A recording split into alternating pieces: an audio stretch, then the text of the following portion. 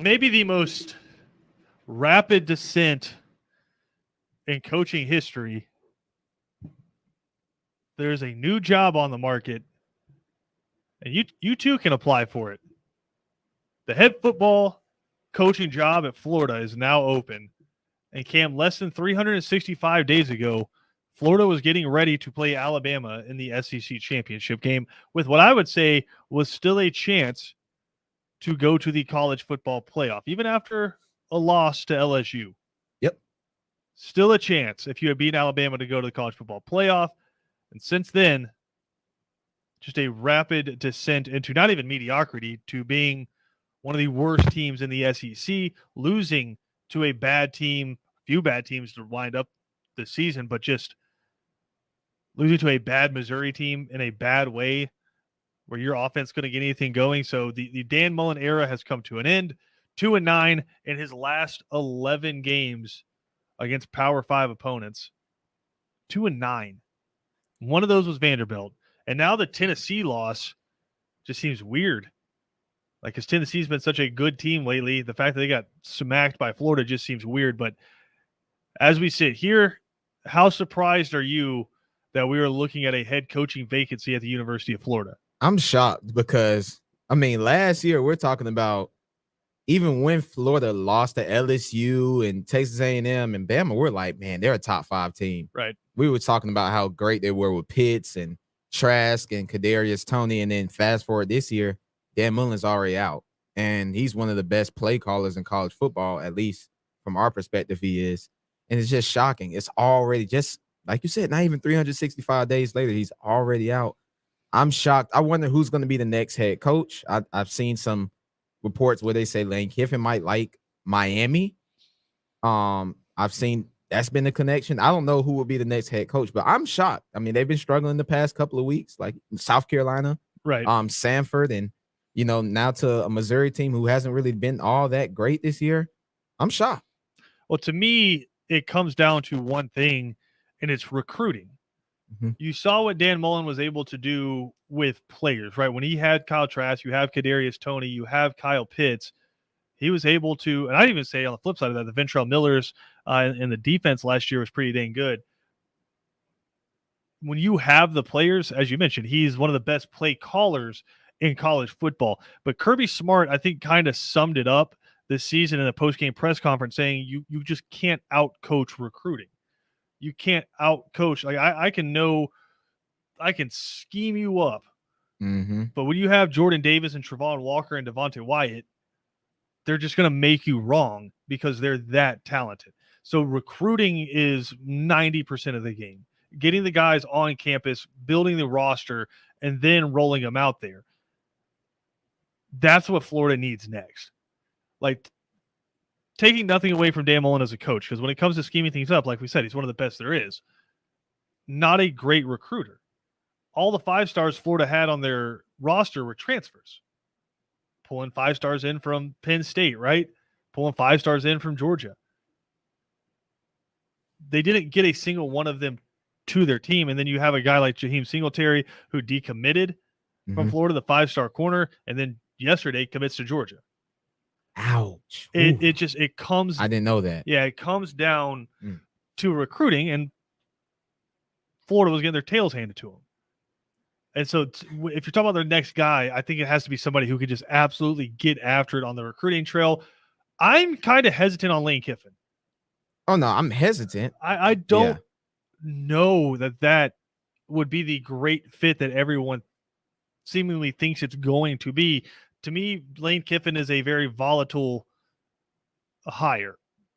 Can he get it done? Yeah, but he's supposed to be this offensive guy, and Ole Miss's offense has been very average this year. With Matt Corral at quarterback, scored 31 points against Vanderbilt. Yeah. Scored 26 points at Tennessee. Was it 31 at Tennessee too? Gave up 31. But it's just 31.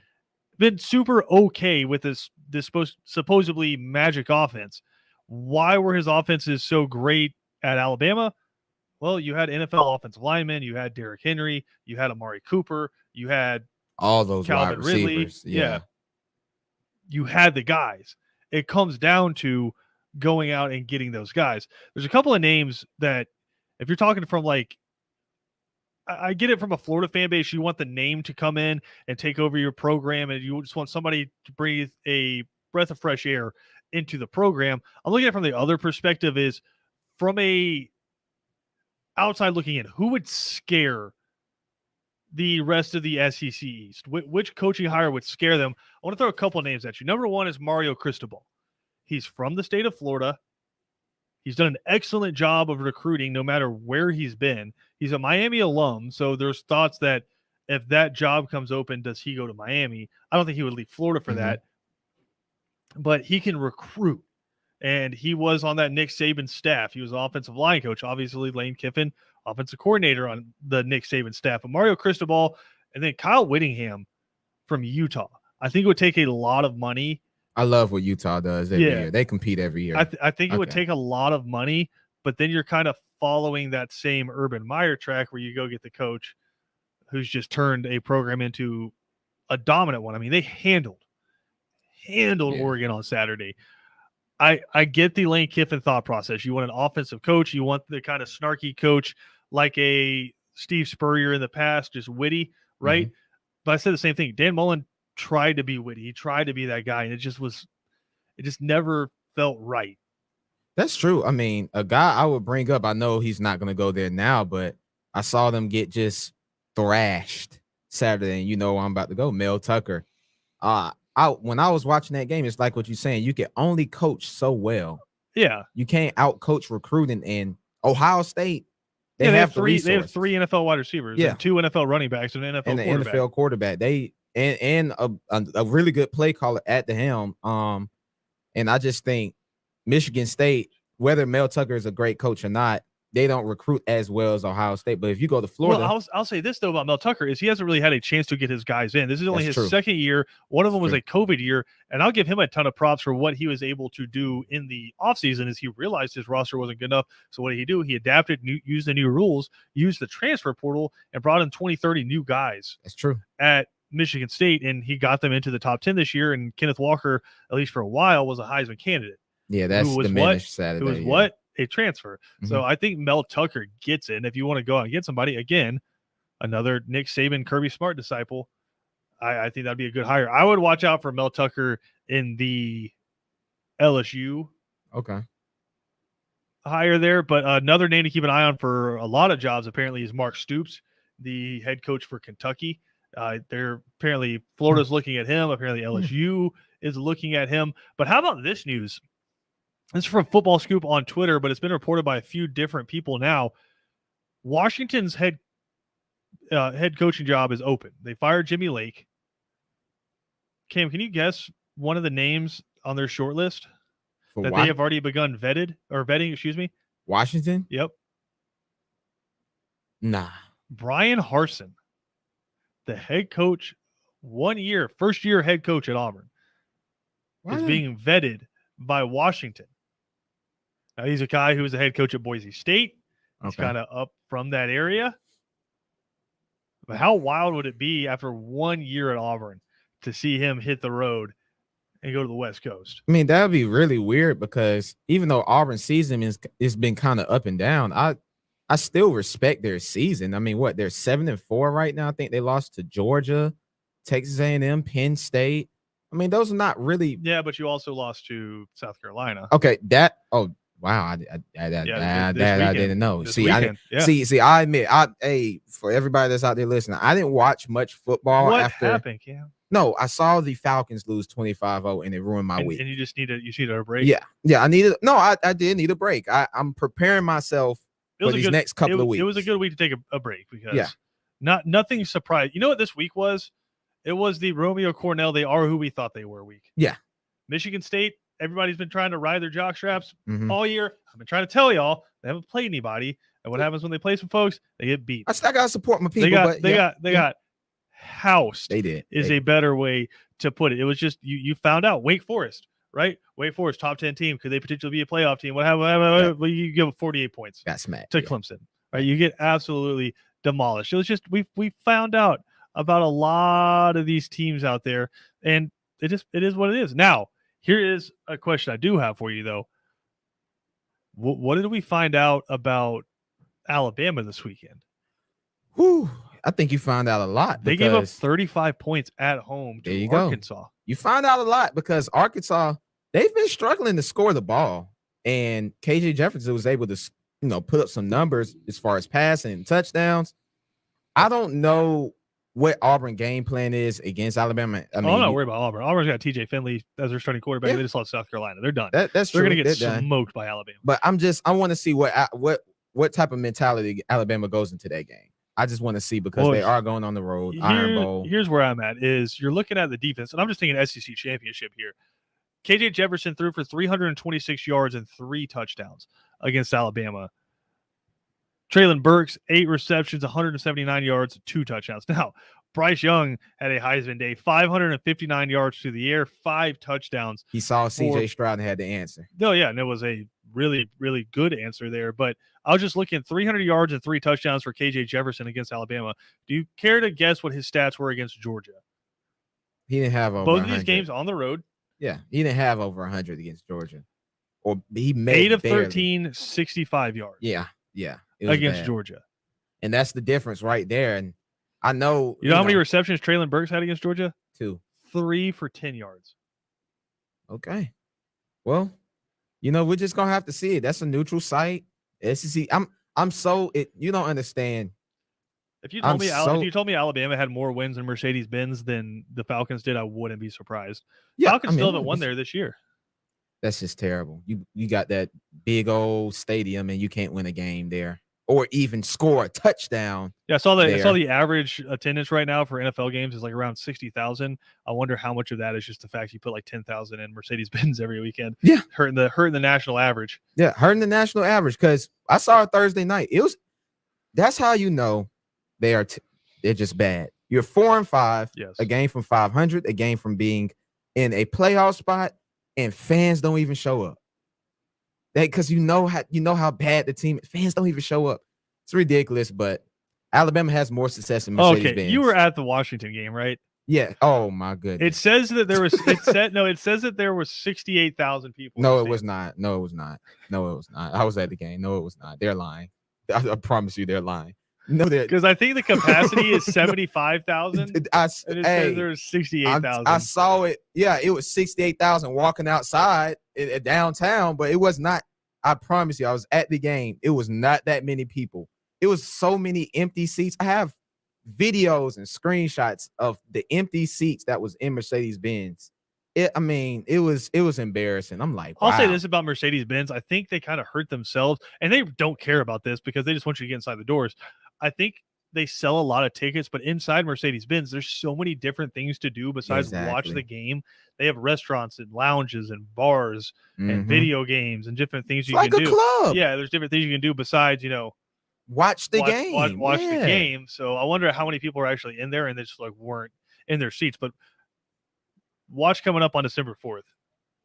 No, it's gonna be packed. It's not gonna be none of that. Yeah, it's not gonna be none of that club stuff. Because see that. I like football. I went to all the games at Georgia Dome, had season tickets for like 5-10 plus years, somewhere around that time frame.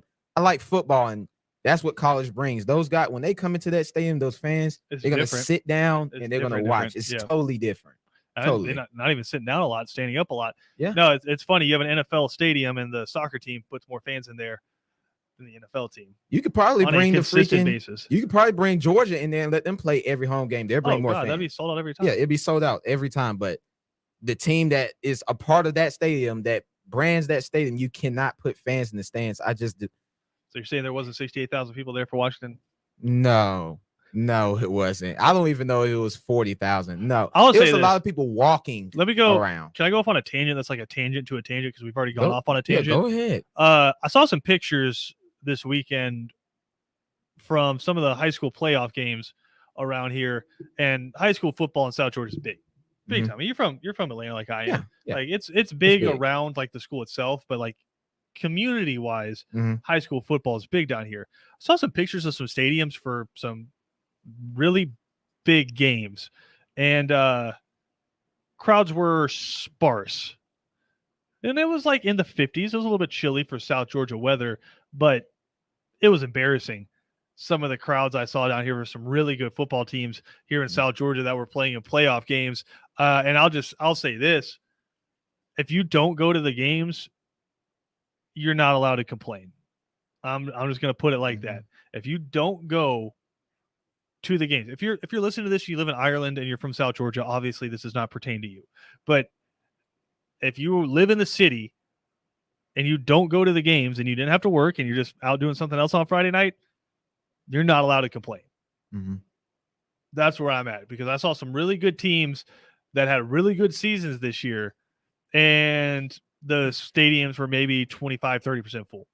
That's embarrassing. I think things have changed, man. They really haven't, though. You go out to Ware County, that thing's packed out. Oh yeah, that's packed every Friday. That was a great atmosphere. Go out to Pierce County on a Friday night. Never been there, but Ware County, that was packed. Yeah, go out to Pierce County on a Friday night. See if there's any empty seats in that stadium.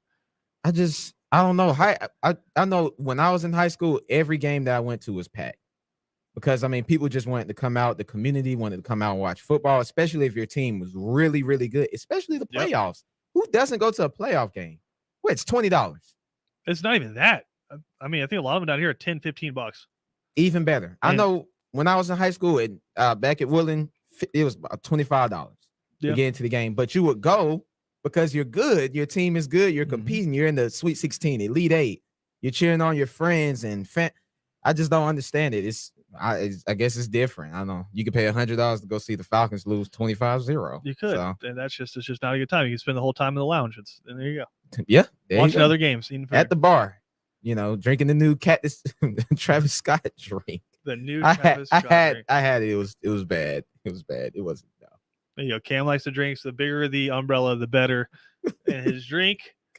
But again, there's some big games coming up this Friday night. A lot of South Georgia teams still in it. Appling County still in it. Pierce County still in it. Benedictine's hosting a playoff game. Calvary Days hosting a playoff game. If you were a fan of one of those teams and you want the right to complain or say anything about it, you need to get your butt out there and watch the game. It's a good time. It's really good football in South Georgia. Get out and watch the dang high school football. Watch high school sports in general. There's some really good baseball around here, some really good softball, boys and girls basketball, really good down here and really fun. Get out and support your local schools. Yep. You want to give back? It's the best way to do it, and you get entertained. And, there's nothing that tastes better in this world than a hot dog and a hamburger from the concession stands. Hamburgers from concession stands hit different. You can have your gourmet burgers. I'll take the $3 cheeseburger from the concession stands. We got to take a quick break. We'll come back. We'll talk some more college football next, right here on ESPN Radio.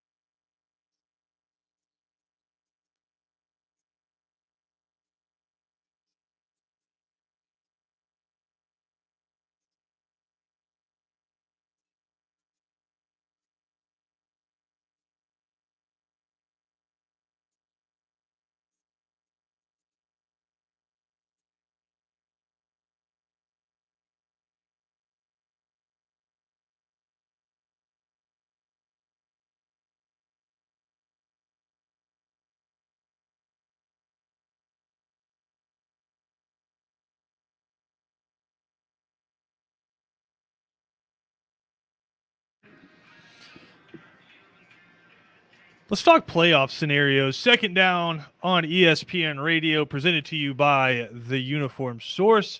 Cam, we are already to rivalry week, which means it's the final week of regular season college football. It's just absolutely flown by.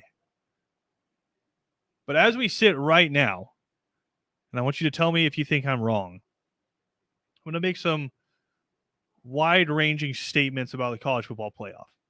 Okay. The ACC and the Pac-12 are done. Absolutely. Wake Forest gets demolished by Clemson. Oregon gets eviscerated by Utah. So the two contenders left from those conferences, both done. So you have two of the 5 Power 5 conferences done. Ohio State's the best team in the country. I can't go with that. I will give you second. I just don't. What about 1B? No, I'll give you second. Like if Ohio State and Georgia met on a neutral field right now. Right now, I would go Right Georgia.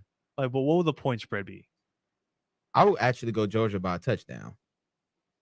I give them a whole touchdown only because of this. I do like Ohio State, but when I've seen them play against decent defenses like Penn State, they struggled. They put up 33, but that's because Penn State's offense was really folks bad. Who don't know, I believe Michigan State had the worst pass defense in the Power 5. It was bad. Yeah, and one of the worst in the country. Yeah, it's bad. And I don't really think outside Should Michigan State fans be able to sue Mel Tucker for only giving Kenneth Walker the ball 6 times?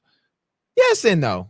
They need to give Mel Tucker a pass. I mean, you're not supposed to be. I know Michigan State people. They know they're not necessarily supposed to be 8-2, 9-2. They know it. Not right now. They're not going to admit it. I said this since the beginning of the year. The Big Ten did a really good job of keeping their conference in the narrative by backloading the schedule. Yeah. You didn't have Ohio State, Michigan State early, right? You didn't have, obviously, Ohio State, Michigan is like the last game of the year every year, but Ohio State, Michigan was like what? Or no, Michigan State, Michigan was like what? Like week 6 or 7. So they like backloaded the schedule. So you had a bunch of top 10 teams because they hadn't really played anybody until they got to the end of the year. So that's a really nice job. But now we know, and I think it's going to get proven again this week. Michigan's going to get exposed by Ohio State. It's going to be bad. Yeah. I think right now, if they played, I think Ohio State would beat Georgia right now. I got Georgia. And I think Ohio State's the one team that Georgia really doesn't want to see. That one I give they you. They have 3 NFL wide receivers. I give you that. Now, do I think they'll create problems for Georgia? Yeah. But I think Georgia will beat them because I don't think CJ Stroud hasn't seen a defense like that, clearly. When he has seen the defense, he struggled. Remember, they only beat Nebraska. That game was only a 6-point game, and that's a 3-7 Nebraska team. So but all of Nebraska's games are a one score game. That's wild. If Georgia played Nebraska, what you think the That'd score be bad. would be? Yeah, it would be bad. I don't know. I may be overreacting to the fact that Ohio State and Georgia were both playing at the same time, and they both basically had the same first half. It's just Ohio State's first half was against Michigan State, and Georgia's first half was against Charleston Southern. And also, I'm going to say this. Georgia's offense did not look great, especially through the air against Charleston Southern. I don't know how much of that was just let's not get anybody hurt. We're going to be super vanilla. And also you're playing at noon against Charleston Southern. But Georgia's pass offense did not look crisp whatsoever against Charleston Southern. And that's a couple weeks in a row where, hell, I'll even take it back to the Florida game where it just takes a minute for this team to get going.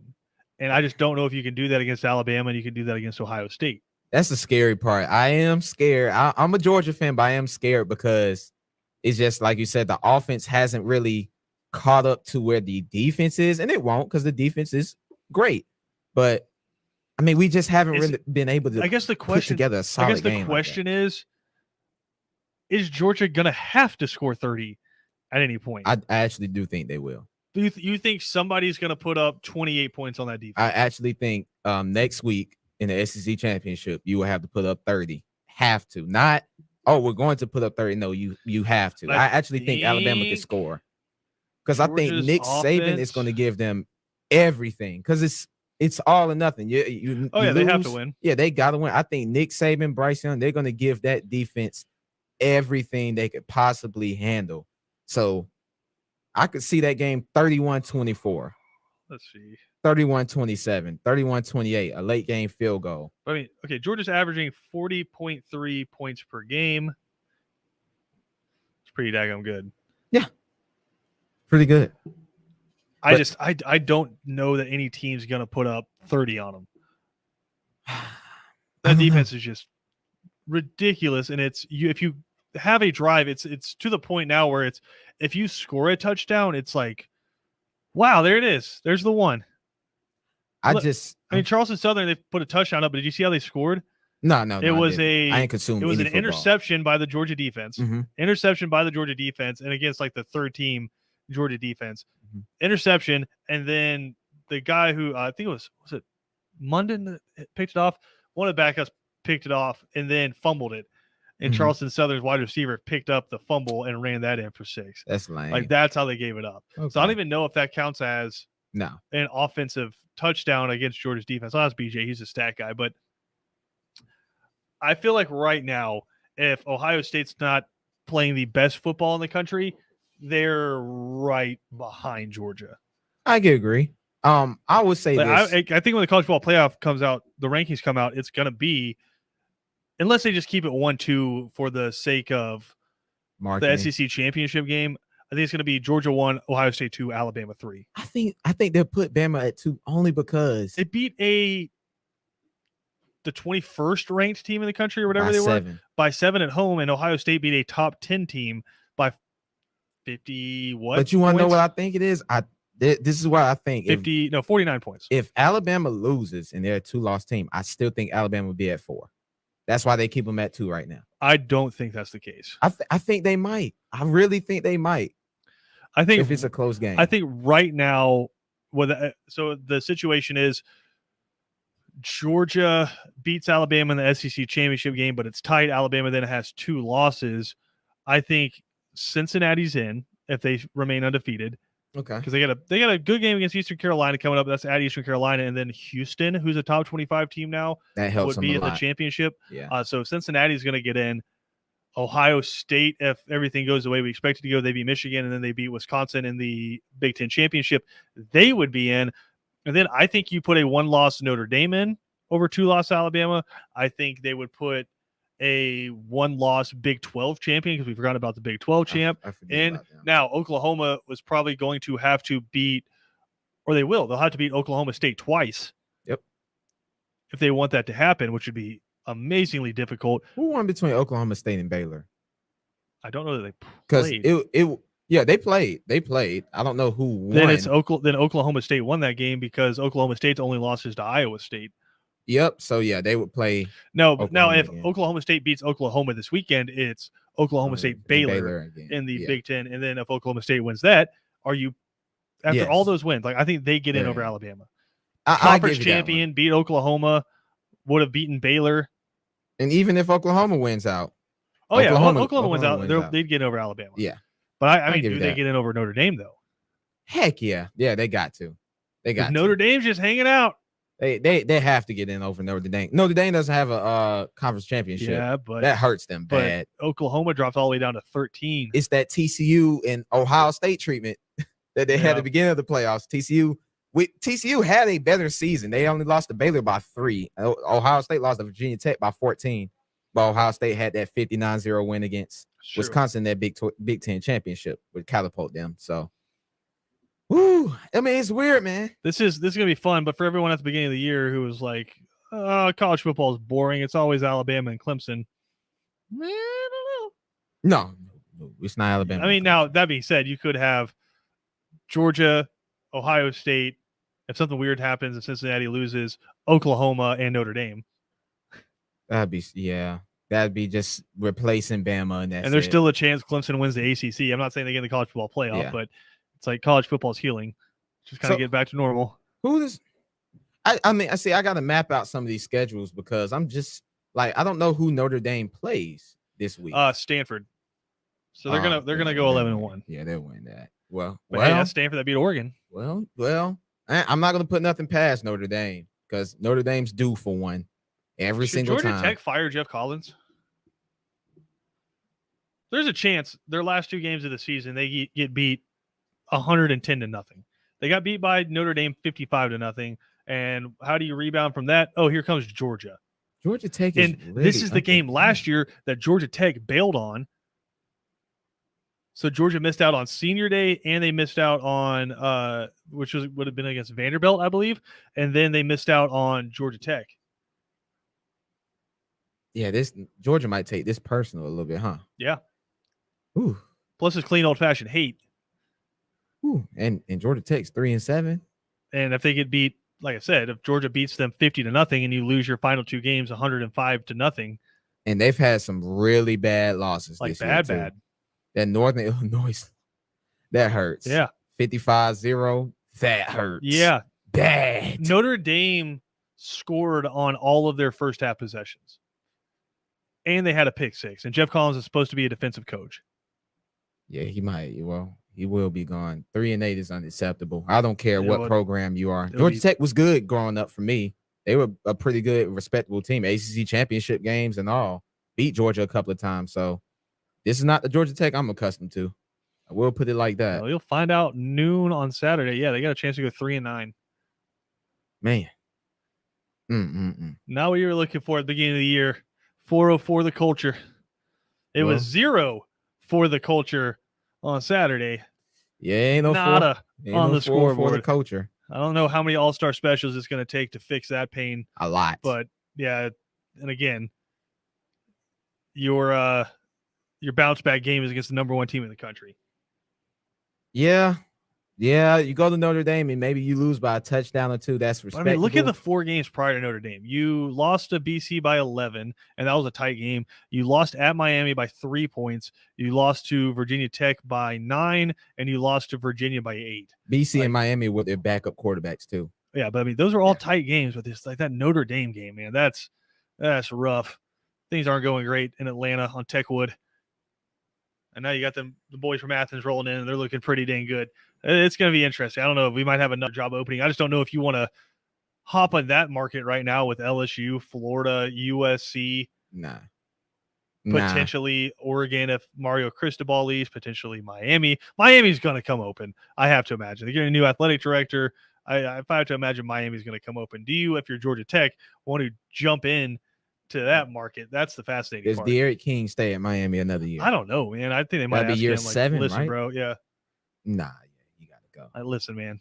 Oh, plus Tyler Van Dyke's just completely taken over down there, and he's playing really well. Bunch of 300-yard games. I see he's played pretty well. And he's just a freshman, so he's got a bunch of years left. Oh, yeah. Well, Derek, we appreciate you and all that, but yeah. You might see him on another team. I think this might be the most fascinating offseason in the history of college football, because you're going to have so many quarterbacks in the transfer portal. Eli Ricks from LSU just entered the transfer portal, the corner. You're going to have so many players in the transfer portal. Could see him go to. And so many coaches on the move. This is going to be a fascinating offseason. But we also have a really cool into the season coming up. It's going to be fun to watch. We got the game everybody thought we were going to get, Alabama, Georgia in the SEC Championship. Obviously, we're going to be talking about that one for the next 2 weeks. But we're going to take a quick break. We're going to come back. I'm going to throw an unexpected quiz at Cam. We'll do that next right here on ESPN Radio. Not good at those.